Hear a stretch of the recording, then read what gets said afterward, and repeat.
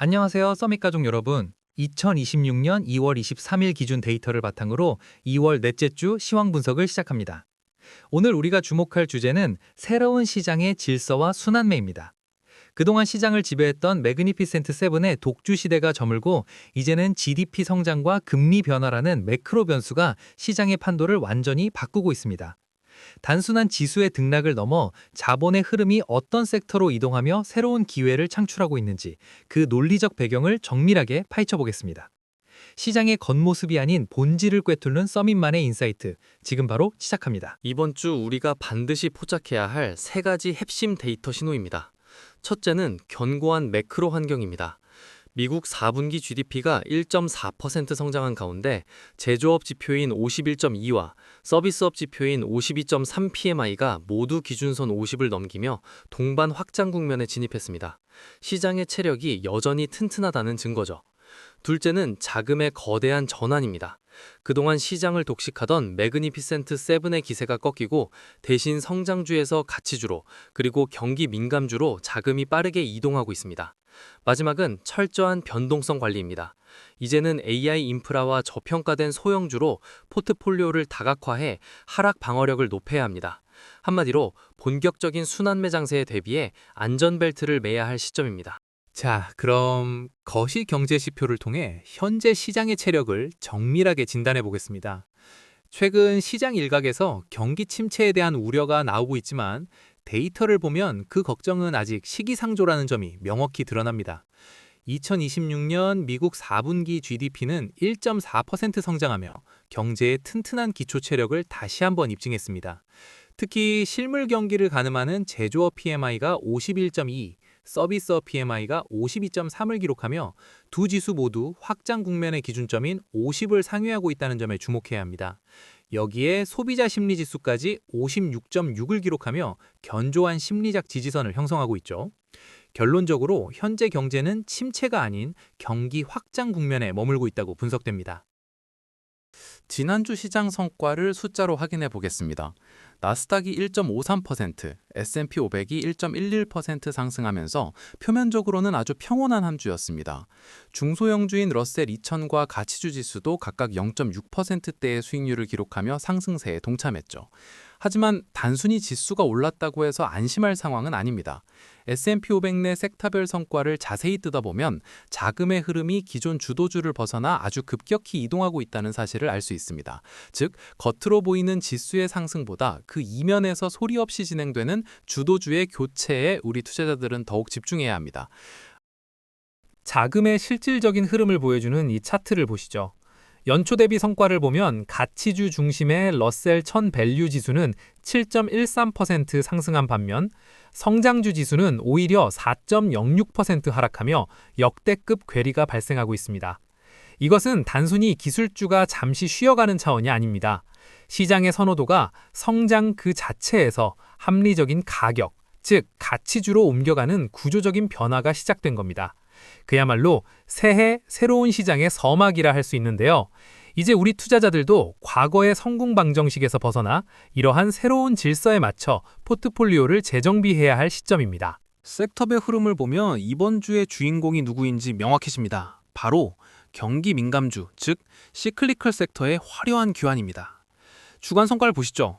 에너지 섹터가 무려 22.7%라는 경이로운 폭등을 기록했고 소재가 13.2%, 산업재가 8.5% 오르며 시장의 온기를 주도했습니다. 이런 강력한 상승의 배경에는 두 가지 논리적 근거가 있습니다. 첫째, 세금 환급 시즌과 맞물려 소비가 늘어날 거라는 기대감이 경기 민감주를 밀어 올렸습니다. 둘째, 원자재 가격 상승이 에너지와 소재 섹터의 랠리를 강력하게 견인했기 때문입니다. 결국 지금 시장은 소형주와 가치주 중심으로 주도권이 완전히 넘어가고 있다는 점, 이 맥락을 절대 놓치지 마시기 바랍니다. 반면 기술주와 소프트웨어 섹터는 지금 뼈아픈 조정을 겪고 있습니다. 시장을 호령하던 매그니피센트 세븐조차 연초 대비 6% 하락하며 부진을 면치 못하고 있는데요.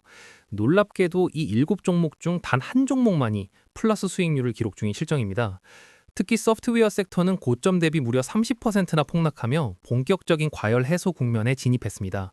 이제 시장 참여자들은 무조건적인 성장 그 자체보다는 합리적인 가격, 즉 밸류에이션이 정당한지를 냉정하게 따지기 시작했습니다. 기술주 비중이 높으신 분들이라면 지금이 바로 거품이 빠지고 진정한 옥석가래이가 시작된 구간임을 반드시 인지하셔야 합니다. 이번 원자재 랠리의 핵심 동력을 이해하려면 AI 인프라라는 거대한 흐름을 보셔야 합니다. 차트를 보시면 금과 구리 가격이 2022년부터 꾸준히 우상향하며 현재 구리는 12,750달러, 금은 2,932달러라는 기록적인 수준에 도달했습니다.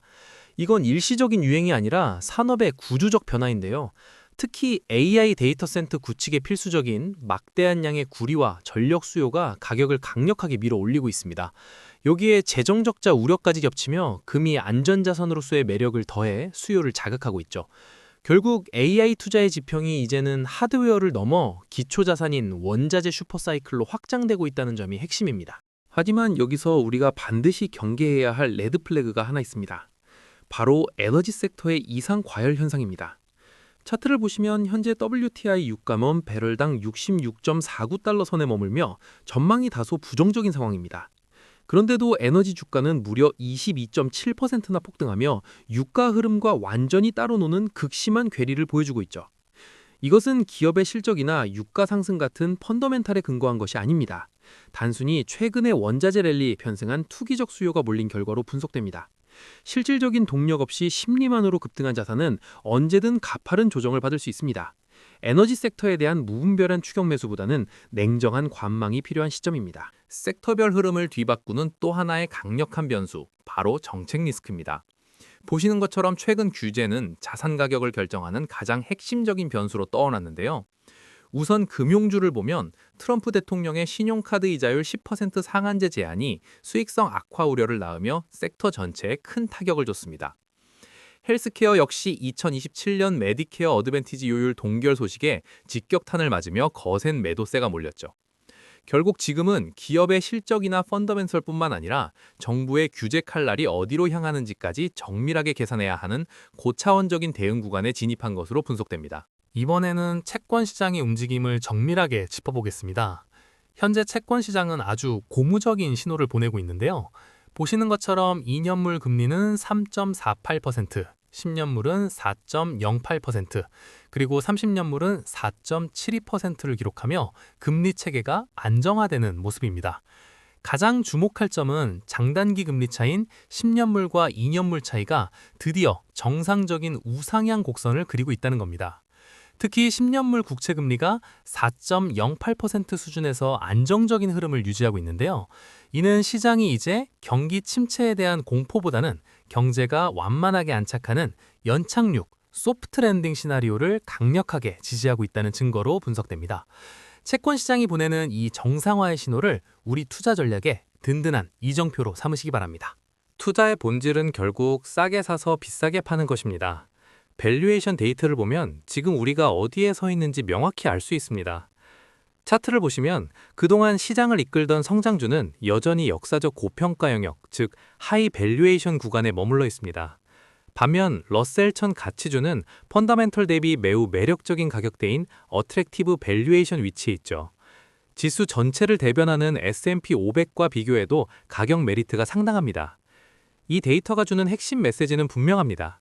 시장 변동성이 커질 때 저평가된 가치주는 강력한 하락 방어력을 보여주는 든든한 버팀목이 된다는 겁니다. 결국 가격은 거짓말을 하지 않습니다.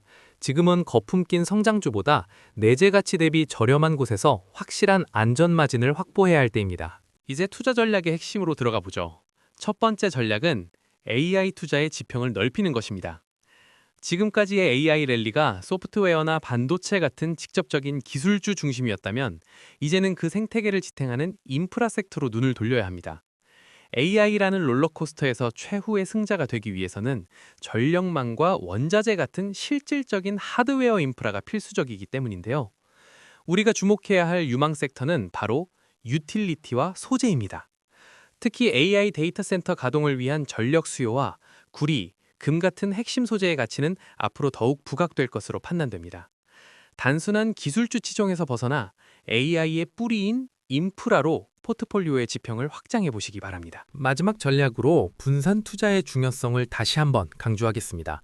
최근 소프트웨어 섹터가 고점 대비 30%나 급락한 것은 특정 분야에 집중 투자하는 게 얼마나 위험한지 보여주는 아주 뼈아픈 사례입니다. 이제는 기술주 비중을 적절히 조절하고 스파일과 지역을 다각화하는 전략이 반드시 필요합니다. 이상적인 포트폴리오 모델을 제안해 드리자면 퀄리티 높은 기술주는 홀딩하되 유틸리티 같은 방어주를 적절히 섞어주셔야 합니다. 특히 지금 시장의 새로운 주도주로 떠오른 AI 인프라와 경기 민감 가치주를 비중 확대, 즉 오버웨이트하는 전략이 핵심입니다. 이 분산 투자는 단순히 선택사항이 아니라 변동성 장세에서 여러분의 자산을 지켜줄 든든한 안전벨트라는 점 꼭 명심하시기 바랍니다. 마지막으로 서밋 구독자분들을 위한 실전 행동 지침으로 오늘 분석을 마무리하겠습니다. 지금 시장에서 우리가 취해야 할 포지션은 4가지입니다. 먼저 매수 관점에서는 유틸리티와 구리, 소재주 같은 AI 인프라 관련주엔 집중하십시오. 다음으로 러셀 2000과 1000 가치주 지수 내에 저평가된 소형주와 가치주에서 새로운 기회를 찾으시기 바랍니다. 반면 펀더멘털이 뒷받침되지 않는 에너지 섹터의 추경이 매수는 반드시 경계해야 하며 규제 리스크가 잔존하는 금융과 헬스케어 섹터는 당분간 관망하며 추이를 지켜봐야 합니다. 데이터는 분명히 흐름이 보여줍니다. 그 흐름에 유연하게 올라타시되 분산 투자라는 안전벨트를 절대 잊지 마시기 바랍니다. 오늘 공유해드린 전략이 서밋 가족분들의 자산을 지키고 키우는 든든한 이정표가 되길 바랍니다. 주변의 소중한 분들께도 서밋 채널 구독과 멤버십 추천을 꼭 부탁드리며 저는 앞으로도 확실히 부자라 될 수 있는 투자 역량과 그릇을 키워드리는 훌륭한 정보를 가장 빠르고 정확하게 제공하겠습니다. 감사합니다.